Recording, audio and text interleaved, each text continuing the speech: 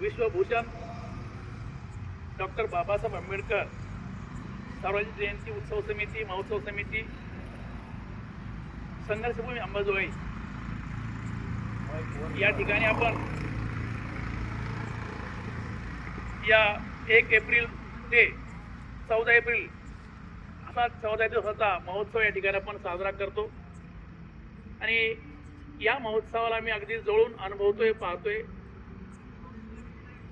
असा हा सर्वांनी वाखाणण्याजोगा समाज उपयुक्त असणारा हा उपक्रम आहे. त्या उपक्रमात मला आज बोलावलं त्याचा मला आनंद आहे. आणि वक्ता म्हणून जेव्हा मला संबोधलं जातं तेव्हा काय तेवढंसं मी काय तेवढं असं मोठा वक्ता नाहीये, पण मी चांगला कार्यकर्ता आहे. कांगडे साहेबांच्या सोबत मी विद्यार्थी अवस्थेपासून त्यांच्यासोबत वाढलेलो आहे आणि आज मी चांगला कार्यकर्ता. आम्ही आमच्या शहरामध्ये सुद्धा गेल्या 3 वर्षापासून परळी भीमजयंती महोत्सव साजरा करतोय आणि याचं सेंट्रल पॉइंट स्टेशनचा पुतळा आहे बाबासाहेबांचा. आणि आज तो आमचा पॉइंट, तो आमचा उत्सव हा परळीचा मध्यवर्ती भाग बनलेला आहे.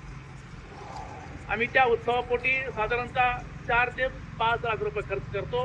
आणि महत्त्वाचं म्हणजे तो जो खर्च आम्ही करतो तो सुद्धा लोक वर्गणी हाच त्याचा सोर्स आहे. कुठलाही पुढारी नेता तिथं आम्ही कोणाला आणत नाहीये. हा सर्व सोर्स रिटायर्ड कर्मचारी हेच आहेत. त्यामुळं याही ठिकाणी येण्याचं ते थोडंसं आनंद वाटतो की इथं सुद्धा त्याच पद्धतीने काम चालतं. आणि गेल्या 15 ते 17 वर्षापासून आम्ही दर रविवारी चला विहारी हा उपक्रम आमच्या नगरात राबवतो. आणि तो मधल्या काळात थोडासा काही पॉलिटिकल लोकांनी हस्तक्षेप करून बंद पाडला. परत लोक आले आमच्याकडे सुरू करा म्हटले तर परत सुरू झालेला आहे. तेव्हा या ठिकाणी क्रांतिबा ज्योतिबा फुले आणि डॉक्टर बाबासाहेब आंबेडकर यांच्या संयुक्त जयंतीनिमित्तानं आज या ठिकाणी महात्मा ज्योतिराव फुले यांचं जे काही क्रांती विज्ञान आहे या विषयावर आपल्याला या ठिकाणी चर्चा करायची, बोलायचं आहे. आपण या ठिकाणी चर्चा करताना बोलताना मला याची जाणीव आहे की आपल्या सर्वांना विशेषतः जो बुद्धिस्ट कम्युनिटी आहे या कम्युनिटीला महात्मा फुले, गौतम बुद्ध आणि बाबासाहेब यांच्याबद्दल माहिती नाही असं काहीच नसतं. सर्वच माहिती आहे. फक्त काय असतं की जी माहिती आहे ती माहिती प्रेझेंट कशी करायची,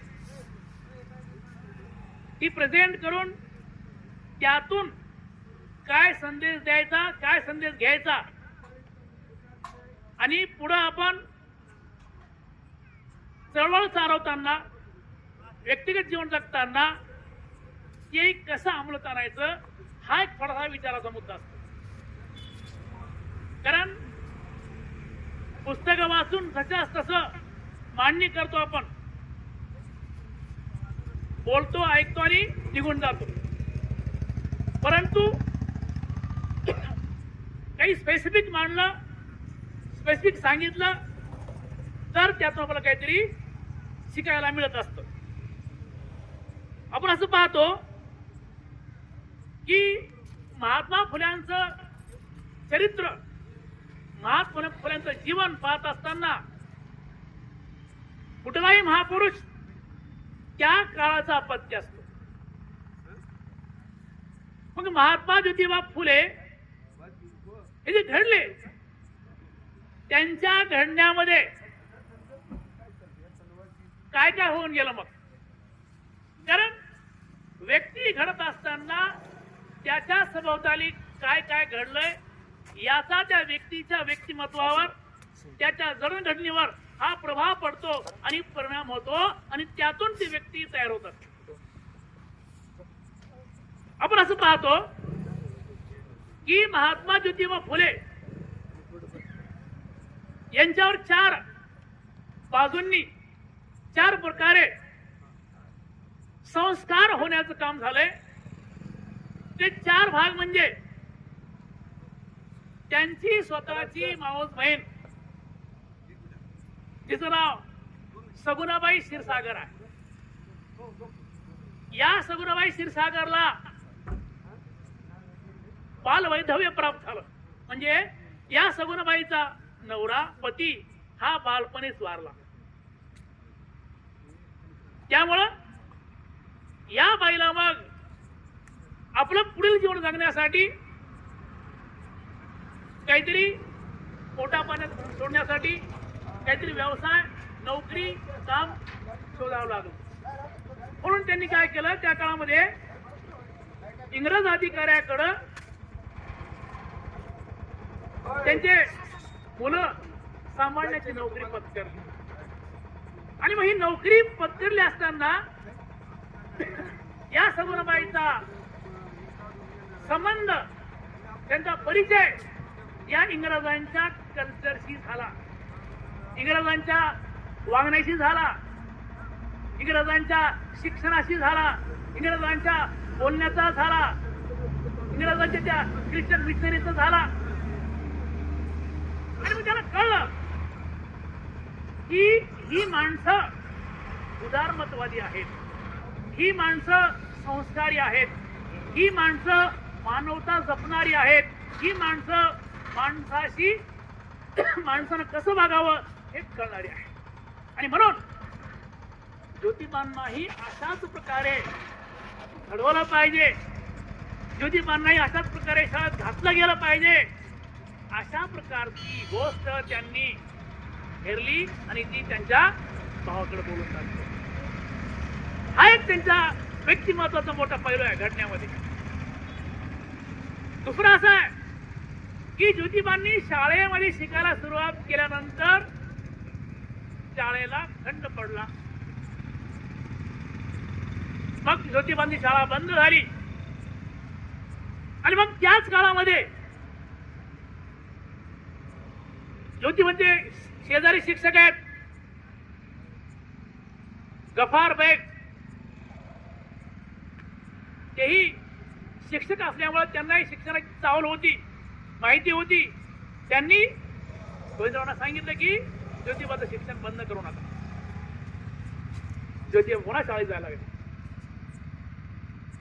आणि मग ज्योतिबांना इंग्लिश स्कूलमध्ये टाकलं.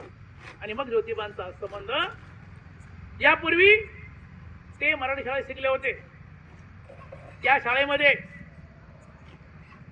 जे संस्कार झाले, अजून यामध्ये भर पडली आणि इंग्रजी शाळेत गेल्यामुळं त्यांना इंग्रजी शाळा यांचा परिचय झाला.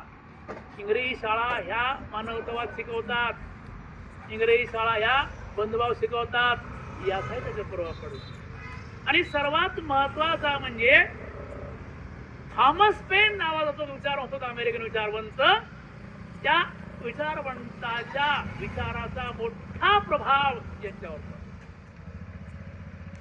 मी तर असं म्हणेन की महात्मा ज्योतिबा फुले यांच्या पूर्ण जीवनावर थॉमस पेनचाच जवळपास प्रभाव होता. थॉमस पेनचे अनेक ग्रंथ आहेत, त्यापैकी rights of man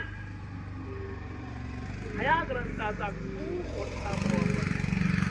Thomas pen असं म्हणतात की त्यांच्या चर्चमध्ये जे बायबल आहे, येशू आहे, यांच्यामध्ये जे फादर आहे, याची आम्हाला गरज नाही. आम्ही डायरेक्ट गॉडची आमचं समन्वय झाला पाहिजे. त्यांचं म्हणणं आहे की सत्विक बुद्धी माणसाला असली पाहिजे. आणि ही बुद्धी लॉजिकची असली पाहिजे. कशी पाहिजे? तर्कनिष्ठ पाहिजे. आणि हा तर्कनिष्ठपणा विज्ञान प्रवण असणारा पाहिजे, म्हणजे सायंटिफिक पाहिजे. आणि अशा प्रकारे याचाही परिणाम महात्मा ज्योतिबा फुल्यावर झालेला आहे. म्हणजे महात्मा फुल्यांची जडणघडण जी झालेली आहे ही या विचाराने झालेली आहे. त्यांनी पाहिलंय. आणि बऱ्याचदा काय होत होतं की त्या काळामध्ये लहान मोठ्या पुस्तकं राहायच्या,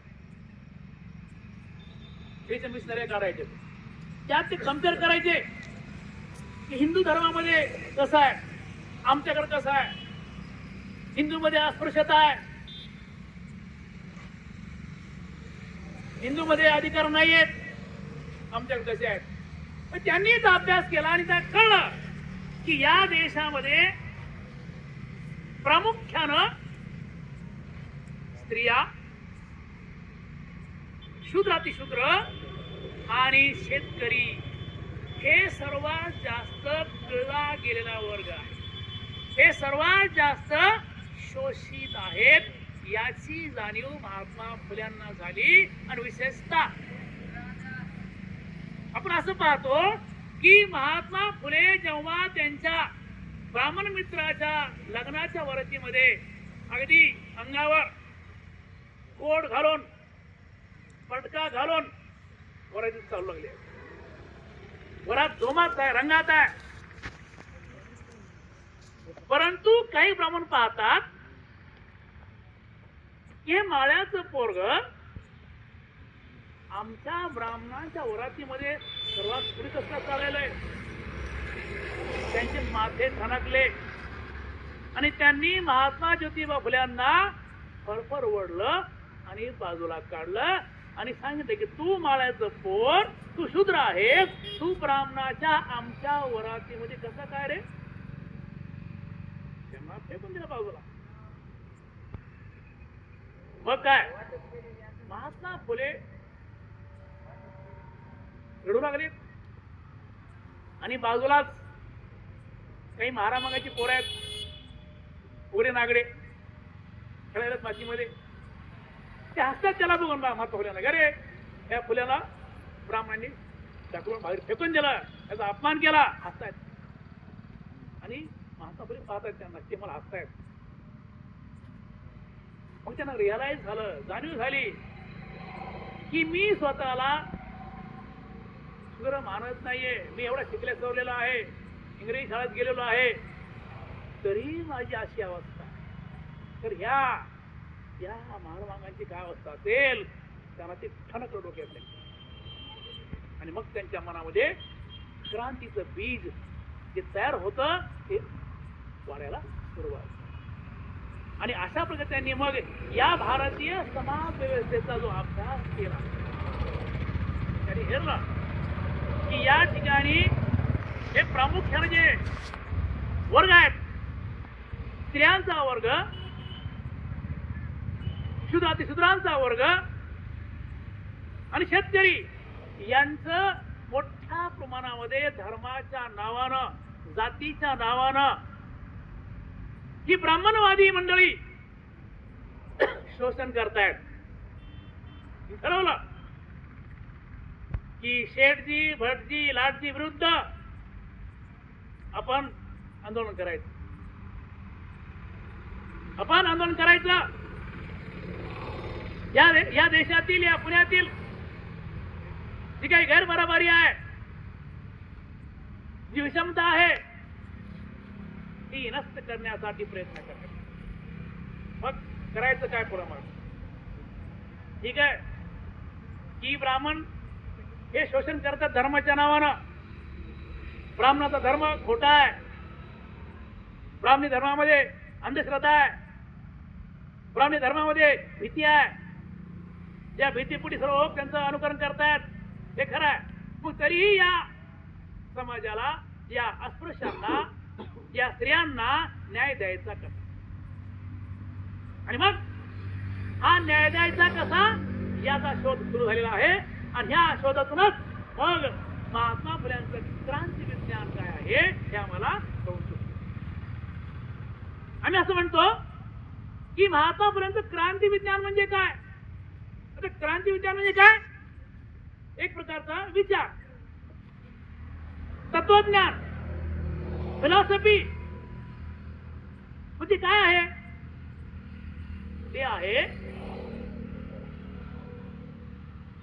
अज्ञानाच्या अंधकारातून विज्ञानाच्या प्रकाशाकडे, अज्ञानाच्या अंधारातून विज्ञानाच्या प्रकाशाकडे आणि गुलामगिरीतून समतेकडे नेणारा जो मार्ग आहे तो मार्ग म्हणजे महात्मा फुले यांचा क्रांती विचार आहे. मग आता हा जो क्रांती विचाराचा भाग आहे या भागातून, या पैलूतून आम्हाला या स्त्री, शूद्र आणि शेतकरी यांना मुक्त करायचे, अन्यायातून मुक्त करायचे. याच्यासाठी मग हे त्यांनी क्रांती विज्ञान मांडलं, हे त्यांनी तर्क मांडला, हे त्यांनी तत्वज्ञान मांडलं आणि त्यांनी शोध घेतला. मग काय शोध घेतला? विद्येविना मती गेली, मती विना नीती गेली, नीती विना गती गेली, गती विना वित्त गेले, एवढे अनर्थ एका अविद्येने केले. त्यांनी काय शोधलं की या सर्वांचं मूळ कुठं असेल तर ते आहे अज्ञान. अज्ञान कशामुळे आहे? मग शिक्षण नाहीये. अज्ञान आहे त्याच्यामुळं, शिक्षण नसल्यामुळं. म्हणजे शिक्षण नाही म्हणून अज्ञान आहे, अज्ञान आहे म्हणून शोषण आहे, म्हणून यांची जीवनाची पूर्ण जी जगण्याची काही शैली आहे शूद्रांची, स्त्रियांची, शेतकऱ्यांची ही अगदी निंदनीय आहे, अगदी कटू आहे, अंत दर्जाची. मग काय करायला पाहिजे?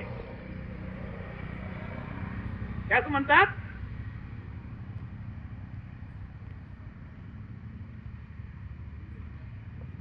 स्त्री पुरुष सर्वांनी कष्ट करावे,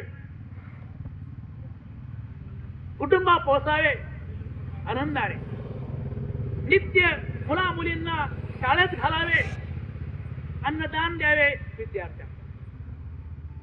त्यांनी घेरलं की आता आपल्याला पहिला पाऊल उचलावं लागेल, ते म्हणजे शिक्षणाचं. म्हणून त्यांनी 1848 ला पुण्यामध्ये पहिली शाळा मुलींची सुरू केली.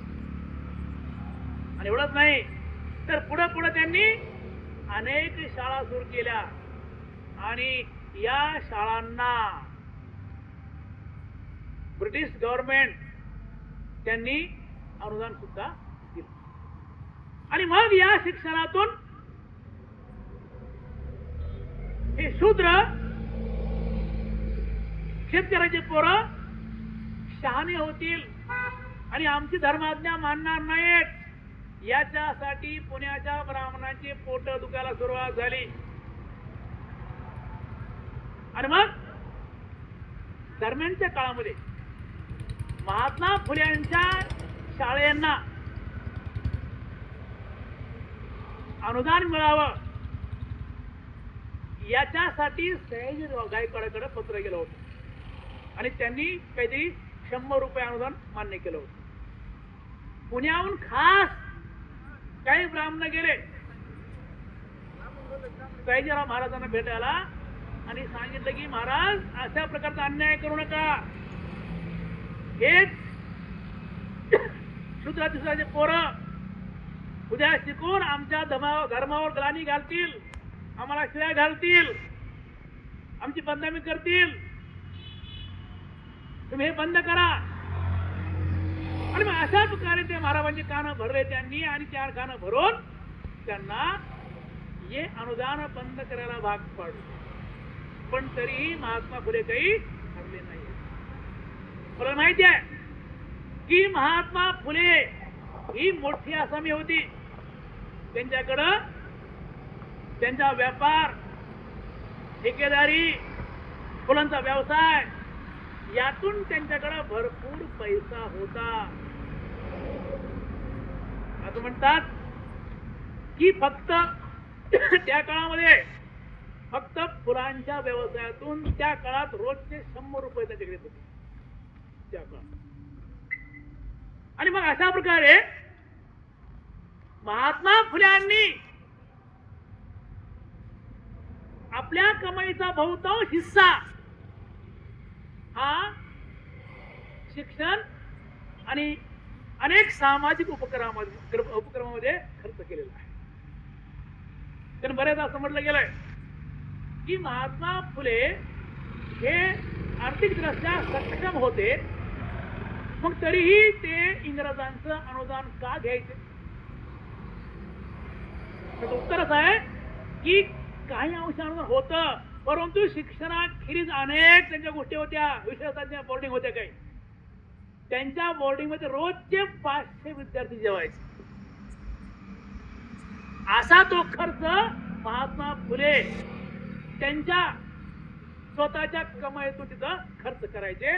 असं हे मोठं व्यक्तिमत्व होतं महात्मा फुले. महात्मा फुल्यांनी आपल्याला माहिती आहे की शिक्षणाचं महत्व ओळखून मुलींची शाळा काढत असताना मुलींच्या शाळेमध्ये शिकवायला त्या काळामध्ये महिला पाहिजे, स्त्री पाहिजे याची त्यांना जाणीव होती. म्हणून त्यांनी सावित्रीबाईंना शिक्षक करण्यासाठी स्पेशल ट्रेनिंगला पाठवलं. ट्रेनिंग घेतलं आणि ट्रेनिंग होत्या वापस आल्यास त्यांनाच शाळेत शिक्षिका ठेवलं. त्याच एचएम झाल्या आणि त्यांनी शिकवायला सुरुवात केली. आजच्या काळात आपल्याला वाटतं ते फारसं काही मोठं काम नाहीये, पण त्या काळामध्ये ते खूप मोठं काम होतं. जिकरीचं काम होतं, हिमतीचं काम होतं. आपण पाहतो की महात्मा फुल्यांना त्रास देण्याचा प्रयत्न केला. माराय माणसं पाठवले. एकदा तर काय झालं की परमहंसाची त्या पुणे शहरात मिरवणूक काढायचं ठरलं होतं आणि सर्व ब्राह्मणांना म्हटले की हे शक्य नाही, आम्ही त्या स्वामी परमहंशी इथं मिरवणूक काढू देणार नाही, आम्ही त्याला तोडून मोडून टाकू.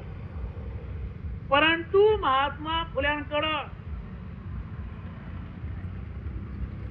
रानोजी महार आणि लौज वस्ताद हे 2 पट्टे होते.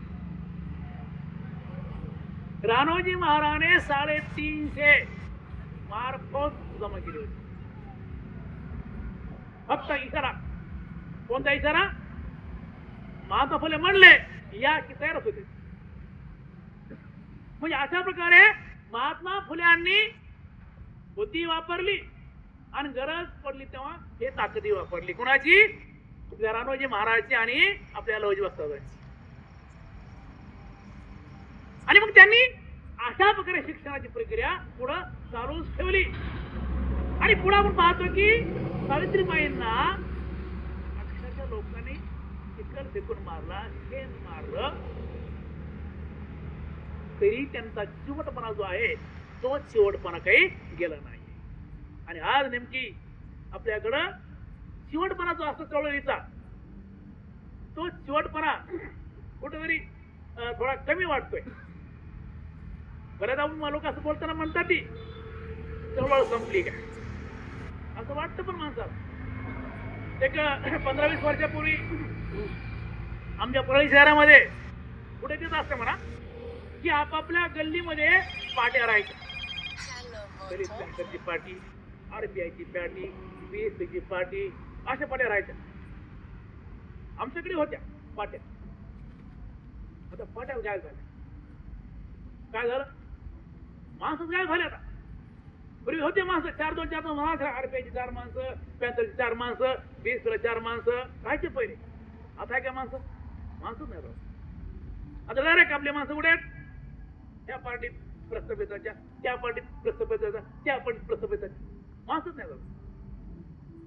म्हणून कधी वाटतं की तेवढं संपत आहे का? आणि म्हणून म्हणलं मी की त्या काळचा जो चिवटपणा महात्मा फुलेंकडे होता, सावित्रीबाईंकडे होता, तो चिवटपणा आमच्यात असायला पाहिजे.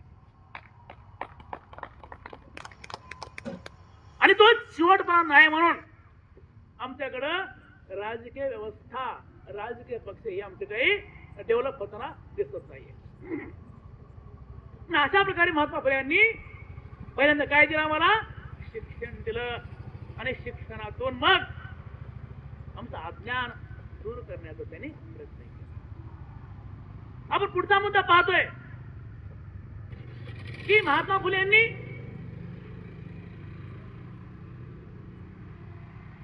सत्यशोधक समाजाची स्थापना केली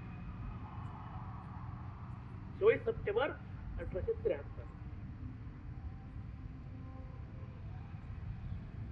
सत्यशोधक म्हणजे काय? सत्य शोधणारा, सत्य पाहणारा. आज नेमकं हे असंच उलटच आहे. सत्य माणूस ऐकायला तयारच नाही.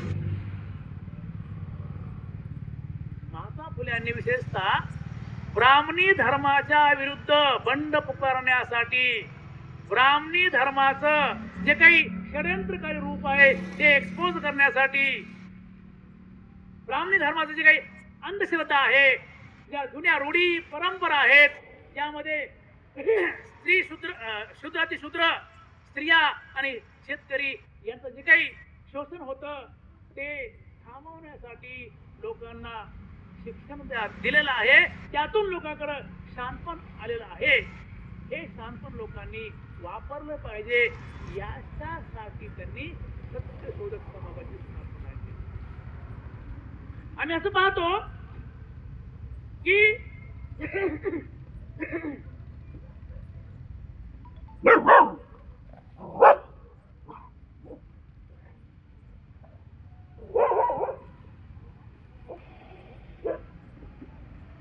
सत्यशोधक समाज जो आहे तो समाज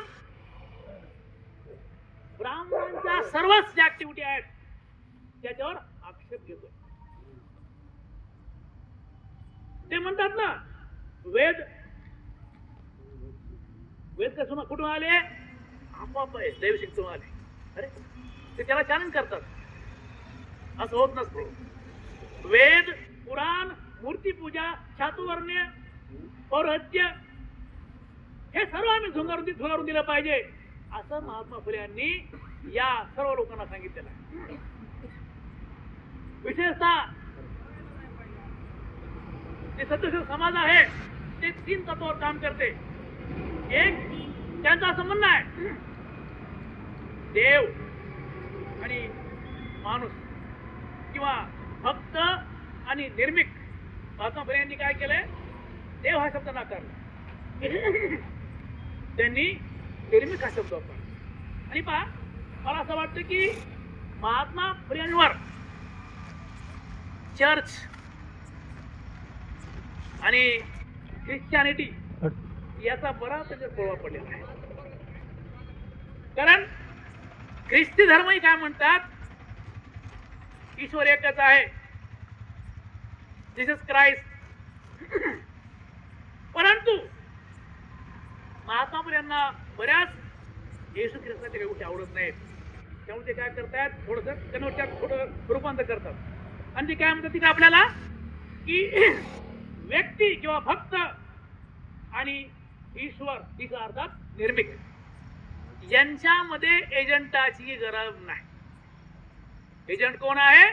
एजंट ब्राह्मण आहे, एजंट पुरोहित आहे. जर ईश्वर, जर निर्मिक हा सर्वांचा निर्माता आहे तर त्या निर्मात्याला आपल्या लेकरांकडे पाहण्यासाठी किंवा लेकरांनी निर्मात्याकडे पाहण्यासाठी मधल्या जो एजंट आहे त्याची आवश्यकताच नाही. अशा प्रकारे ठणकावून महात्मा फुलेंनी सांगितलेलं आहे. आणि आपण पाहतो की आजही हा जो मधला एजंट आहे तो काही पुरेपूर बाजूला नाही. पण त्या काळात त्यांनी चॅलेंज केलं की हा मधला जो दुवा आहे, मधला जो एजंट आहे, जो पुरोहित आहे त्याची आम्हाला गरज नाही. हे त्यांनी सत्यशोधक समाजाच्या माध्यमातून लोकांना सांगितलं.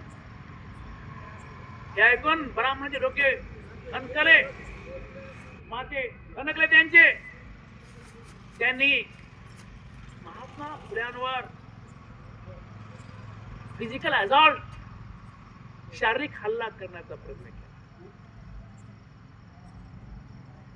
आमचीच माणसं तिकडे पाठवली, परंतु महात्मा फुले यांनी त्यांनाही कन्व्हिन्स केलं आणि ते बिचारे पावाला सरकले आणि ते महात्मा फुलेंचे अनुयायी झाले. या प्रकारे त्या काळामध्ये महात्मा फुल्यांनी पुरोहिताचं मध्यस्थी म्हणजे आहे ईश्वरासोबत निर्मिकासोबत त्यांनी नाकारलं. आता काय राहते, व्यक्ती त्या काळची परिस्थिती त्याचा अभ्यास यानुसार पुढे पुढे जातात. आज आपण बाबासाहेबांच्या पुढे आहेत. बाबासाहेबांनी आम्हाला काय सांगितलं, ईश्वर नाही निर्मित काहीच नाही, ईश्वर नाही निर्मित काहीच नाही. त्यामुळं बुद्धाचं रूप आपण काय करतो, याला फक्त वंदन करतो. आपल्याला बुद्ध पावतो का नाही, बुद्ध पावण्यासाठी आपण उपास करतो का नाही. बरेच असं बी आहे की आपण ईश्वर आपलं बुद्धाला ईश्वर मानत नाही, बुद्ध ईश्वर नाही, त्याच्यामुळे सुद्धा लोक आपले विहारात येतच नाही. तिथं काय करते, काहीच नाही. आपण पाहतो मंदिरात काय असतं, नवस बोलतो, मी तुला हे देतो, तू मला ते दे. म्हणजे काय असतं की बऱ्याच घरामध्ये सुख शांती नसते, मुलं बाळ नसतात, नोकर नसतात, घरामध्ये सासूमध्ये कुरबुऱ्या असतात, घरात मुलीचं लग्न लवकर होत नाही, ह्या समस्या असतात. मग त्यासाठी काय, निघा मंदिरात. मग ते तिथं काहीतरी मिळेल बाबा, मग तुझं गरज आहे. आपल्याला माहिती आहे की बुद्ध हा आपला फक्त बुद्ध रूप आहे, हे फक्त मूर्ती आहे, त्यात मध्ये काहीच नाहीये. त्यामुळे आपली तिथं फक्त निष्ठा आहे, श्रद्धा आहे, अंधश्रद्धा नाही. त्याच्यामुळे मग आपल्या विहारात लोक येतच नाही.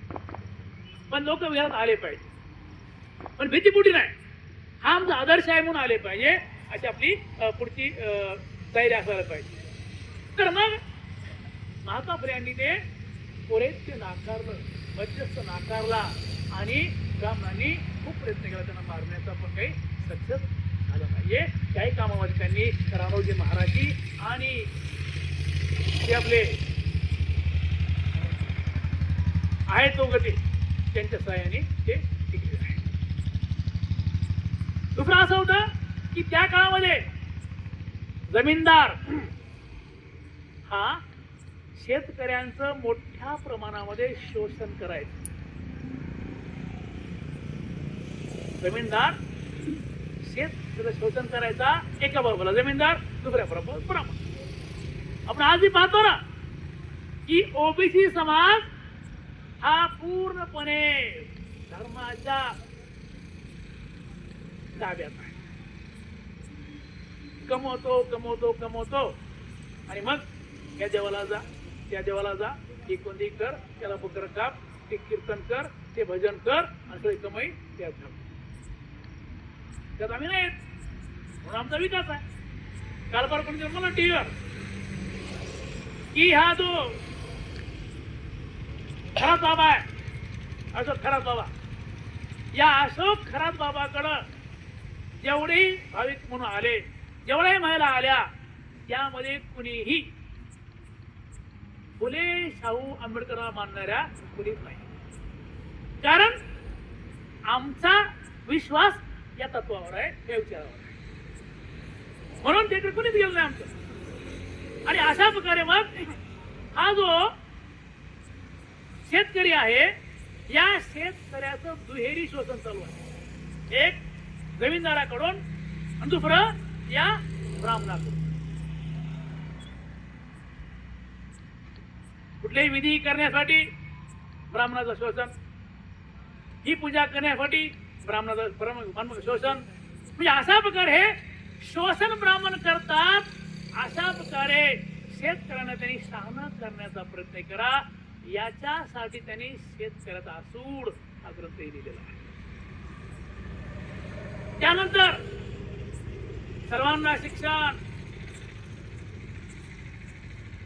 सर्वांना शिक्षण दिलं पाहिजे, हाही महात्मा फुले यांनी आपल्या या सत्यशोधमधून त्यांनी आपला विचार मांडलेला आहे.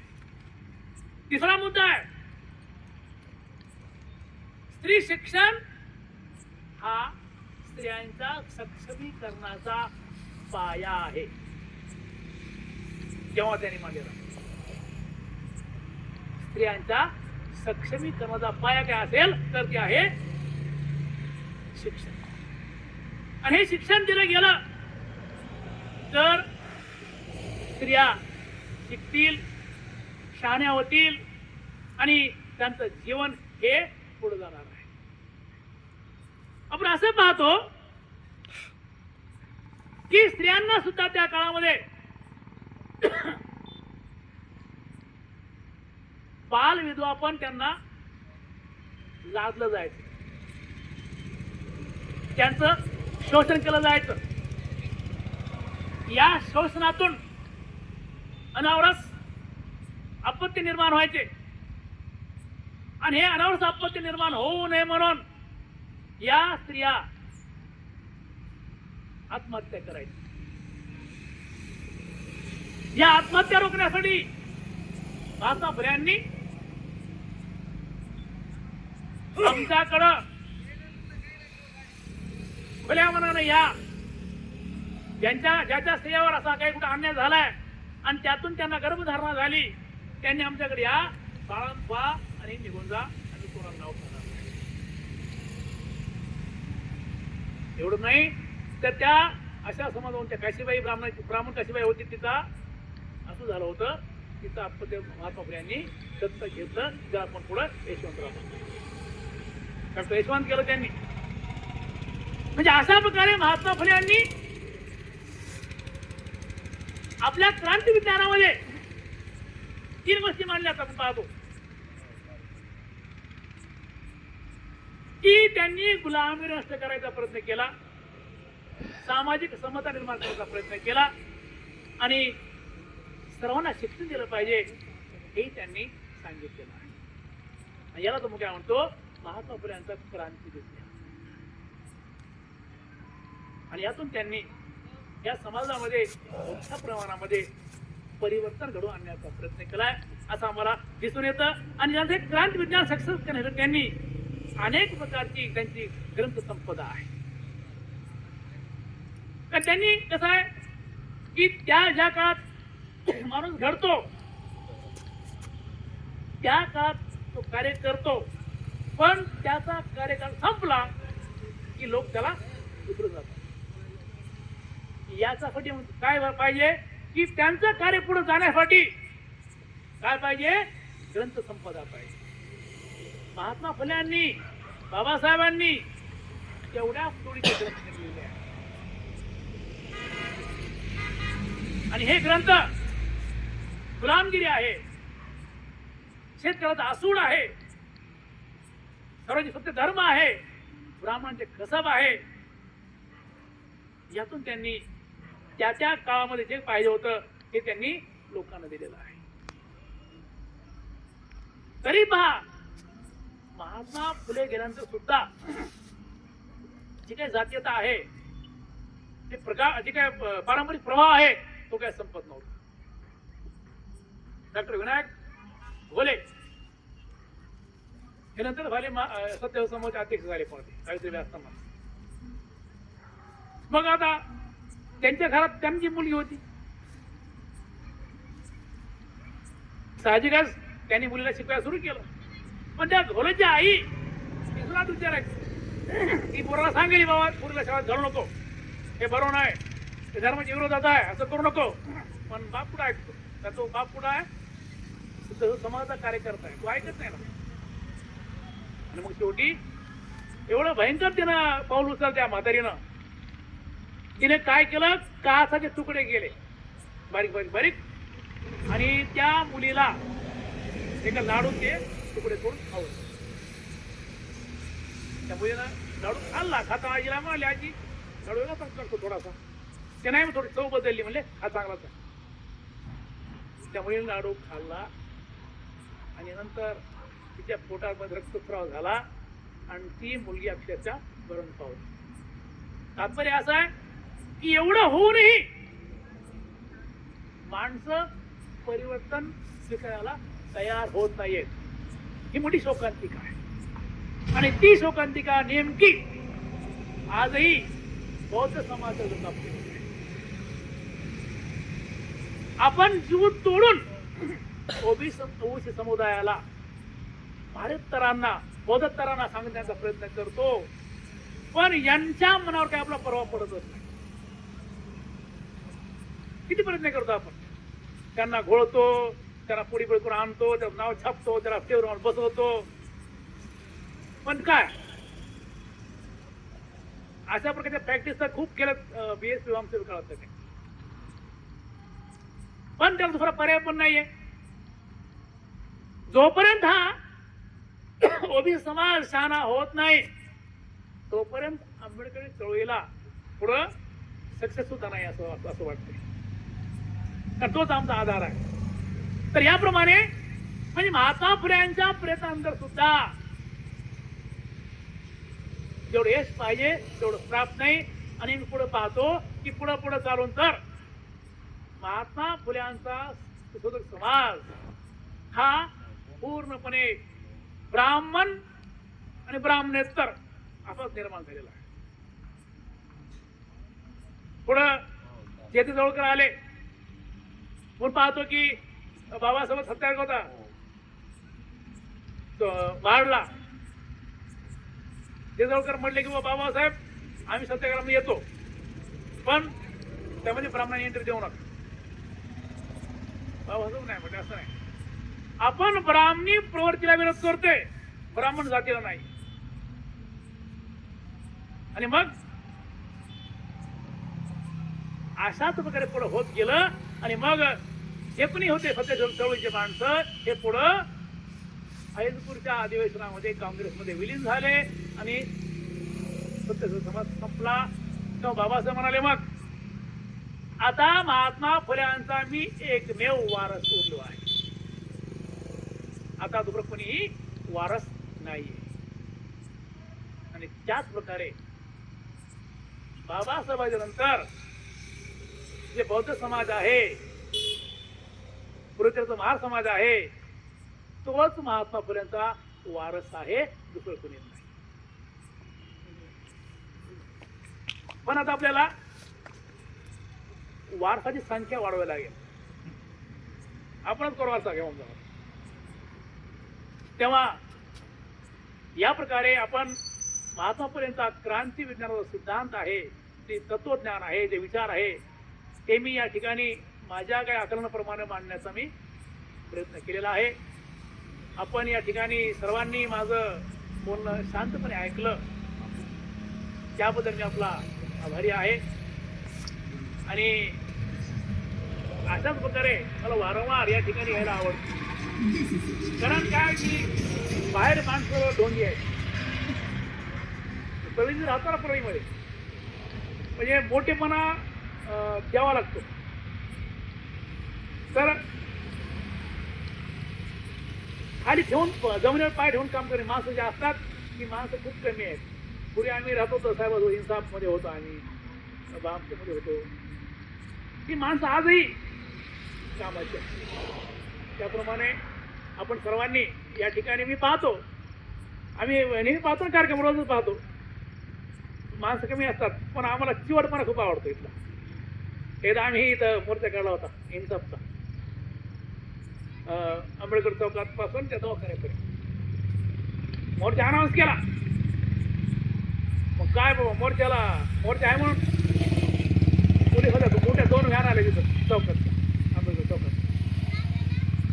मोर्चाला माणसं किती 5 माणसं.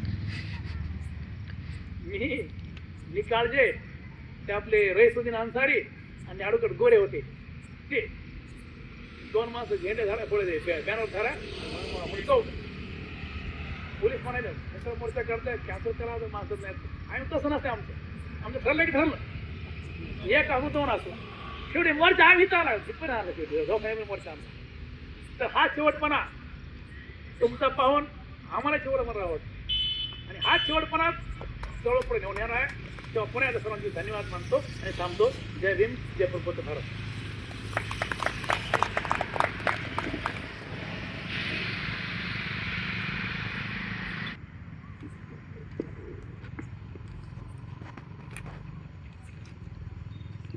क्रांतीसूर्य ज्योतिराव फुले